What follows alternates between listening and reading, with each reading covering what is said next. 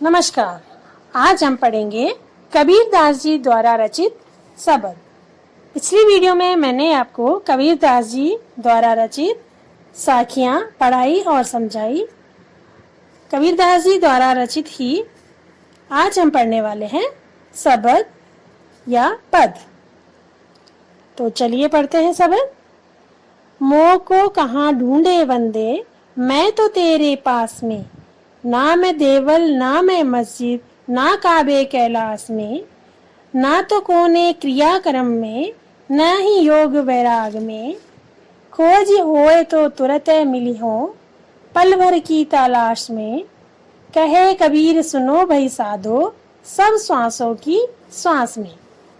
बच्चों, कबीरदास जी, इसमें कबीरदास जी स्वयं निराकार ब्रह्म मनुष्य को संबोधित करते हुए कहता है,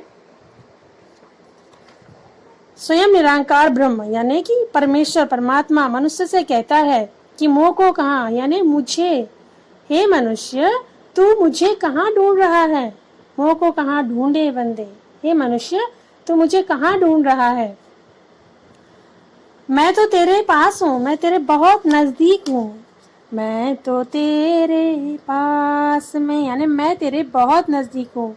ना मैं देवल ना मैं मस्जिद ना काबे कैलाश में, मैं तो तेरे बहुत पास हूँ। ना मैं मंदिर में हूँ ना मस्जिद में हूँ। मस्जिद मुसलमानों का जो तीर्थ स्थान है ना, और न काबा और न कैलाश में हूँ। मुसलमानों का तीर्थ स्थान काबा और हिंदुओं का तीर्थ स्थान है कैलाश पर्वत। तो परमेश्वर ईश्वर यानी ब्रह्म निराकार ब्रह्म जो भगवान है वो कहते हैं कि मैं कहीं नहीं हूँ, ना मैं काबा में हूँ ना कैलाश में हूँ। आप लोग सोचते हो कि तीर्थ यात्रा करने पर ईश्वर आपको मिल जाएंगे, लेकिन मैं वहाँ कहीं नहीं हूँ। अतः इन जगहों पर मुझे क्यों खोज रहा है। तुम्हारा भटकना व्यर्थ है, ना तो कोने क्रियाक्रम में न ही योग वैराग में। तुम्हारा भटकना व्यर्थ है। मैं तो किसी विशेष क्रिया करने से मिलता हूँ, ना मैं किसी विशेष क्रियाक्रम करने से मिलता हूँ, यानी किसी प्रकार का कर्म कांड करने से मैं नहीं मिलता हूँ। जैसे कि हम कहते हैं कि हम भागवत करवाएं, कथा करवाएं, इससे हमें ईश्वर की प्राप्ति होगी, सत्संग सुनेंगे ईश्वर की प्राप्ति होगी। ऐसा करने से ईश्वर की प्राप्ति नहीं होती है। मैं आपको ऐसे इस तरह से प्राप्त नहीं हो सकता हूँ।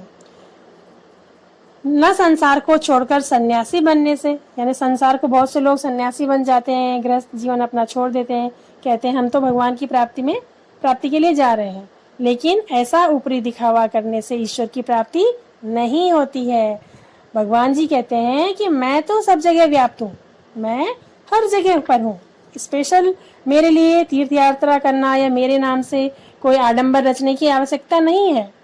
यदि सच्चा खोजने वाला भक्त हो, जिसके मन में मुझे पाने की सच्ची ललक हो, खोजी होए तो तुरंत मिली हो पल भर की तलाश में। अगर सच्चा कोई व्यक्ति हो जिसके मन में मुझे पाने की सच में इच्छा हो, सच में पाने की इच्छा या ललक हो, तो मैं तुरंत ही उसे दर्शन देता हूँ। मुझे पाने के लिए तो पल भर की सच्ची लगन ही काफी है। कबीरदास जी अपने भक्तों को संबोधित करते हुए कहते हैं, कहे कबीर सुनो भाई साधो सब श्वासों की सांस में, कि सुनो भाई संतो, हे संत लोगों सुनो, वह परमात्मा सब प्राणियों में विद्यमान है। जैसे सांस तुम्हारे भीतर है, वैसे परमात्मा भी तुम्हारे भीतर निवास करता है। हर व्यक्ति अपने अंदर सांस को महसूस करता है। अगर हमारे अंदर सांस नहीं है तो हमारा शरीर मृत मान लिया जाता है। उसी प्रकार से वही सांस, वही प्राण बनकर ईश्वर हमारे भीतर समाया हुआ है। तो प्रत्येक सजीव वस्तु में, जितनी भी जीवित वस्तुएं हैं संसार में, उन सभी के अंदर परमात्मा का निवास है। अतः उसे खोजना है तो मन में खोजो, बाहर नहीं। हे मनुष्य, उसे बाहर खोजने की आवश्यकता नहीं है, वह बाहरी दुनिया में तुझे प्राप्त नहीं होगा, उसे अपने मन के अंदर ढूंढो।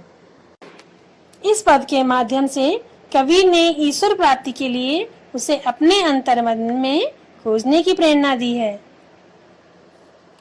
कवि कहना चाहते हैं कि ईश्वर बाहर कहीं नहीं है, वह हमारे हृदय में ही है। हमें सच्चे साधक बनकर उसे खोजना चाहिए। चलिए पढ़ते हैं अब दूसरा पद। संतो भाई आई ज्ञान की आंधी रे, भ्रम की टाटी सबे उड़ानी, माया रहे न बांधी। हित चित की द्वै थूनी गिरानी, मोह बिलंडा टूटा टूटा। तृष्णा छानी परि घर उपरी, कुबुद्धि का भांडा फूटा।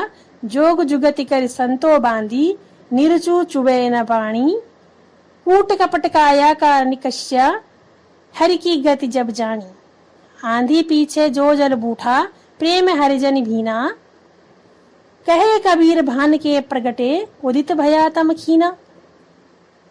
इसमें भी कबीरदास जी कहते हैं कि हे संत भाइयों, ज्ञान की आंधी आ गई है। संतो भाई आई ज्ञान की आंधी रे, ज्ञान की आंधी अब आ चुकी है, ज्ञान रूपी प्रकाश अब हो चुका है। उसके आते ही भ्रम की टाटी पूरी तरह से उड़ गई है। टाटी कहते हैं बांस की फटियों से बना हुआ पर्दा, जो कि एक हवा के झोंके के आने पर भी उड़ जाता है। तो कबीरदास जी कहते हैं कि ज्ञान की आंधी आ गई है, अब ज्ञान प्राप्त हो गया है। उस आंधी के आते ही वो जो भ्रम की टाटी थी वो टूट गई है। माया रूपी रस्सी उसे बांधकर न रख सकी। भ्रम की टाटी सबे उड़ानी, माया रहे न बांधी। माया रूपी रस्सी से जो बांध रखा था वो उसे बांधकर माया नहीं रख पाई। हित चित की द्वै थूनी गिरानी, मोह बिलिंडा टूटा। कबीर जी कहते हैं कि स्वार्थ और धन की चिंतन करने वाले, स्वार्थ और धन का चिंतन करने वाले मन के दोनों स्तंभ गिर पड़े हैं। जिस पर वो जो टाटी थी वो खड़ी हो रखी थी, जो दो खंबे बने हुए थे वो थे स्वार्थ और धन का चिंतन करने वाले जो दो खंबे बने हुए थे मन के, वो गिर पड़े हैं। तृष्णा छानी परी घर ऊपरी, कुबुद्धि का भांडा फूटा। यानी मोह रूपी बल्लियां टूट गई हैं। मोह रूपी बल्लियां, बलिंडा छत पर बंधी वाली बल्ली जो है वो टूट गई है। तृष्णा मतलब होता है प्यास या चाह या इच्छा, छानी मतलब छप्पर। तो तृष्णा रूपी जो छप्पर है वह धरती पर आ गिरा है और कुबुद्धि रूपी बर्तन टूट फूट गए हैं। कुबुद्धि का भांडा फूटा, यानी दुर्बुद्धि जो हमारे दिमाग के अंदर भरी हुई थी वो बर्तन टूट गए हैं। कुबुद्धि का भेद अब खुल चुका है। अब संतों ने योग साधना की युक्तियों से नए छप्पर का निर्माण किया।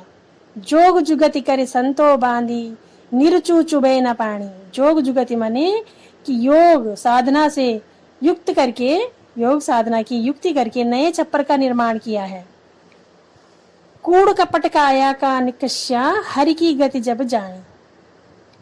यह निर्माण ऐसा मजबूत है कि उसमें पानी की एक भी बूंद नहीं टपक सकती।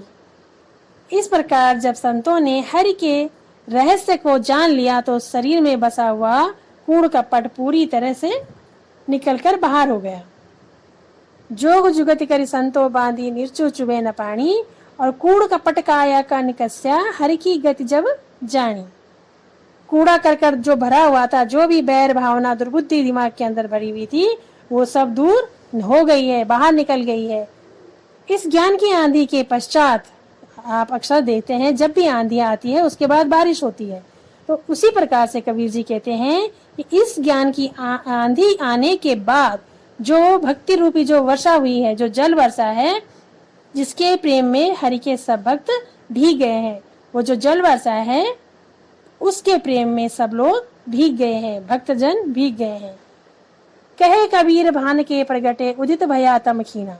कबीरदास जी कहते हैं इस प्रकार ज्ञान रूपी सूर्य के प्रकट होने पर जब मनुष्य के अंदर ज्ञान प्रकट हो जाता है, जो भी अंधकार शेष था वह भी समाप्त हो गया।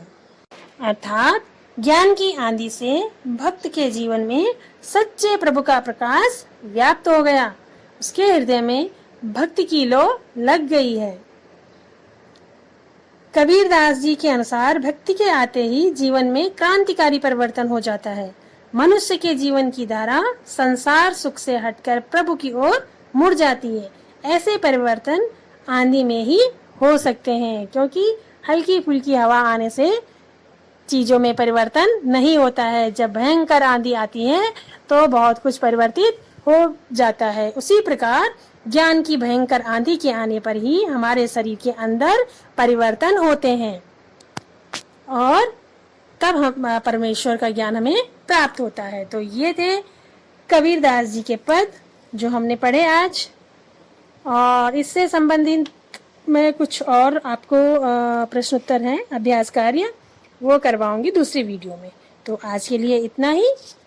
आप लोगों को ये पद प्रसंग सहित इनकी व्याख्या करनी है और इन्हें अपनी नोटबुक में लिखना है। धन्यवाद।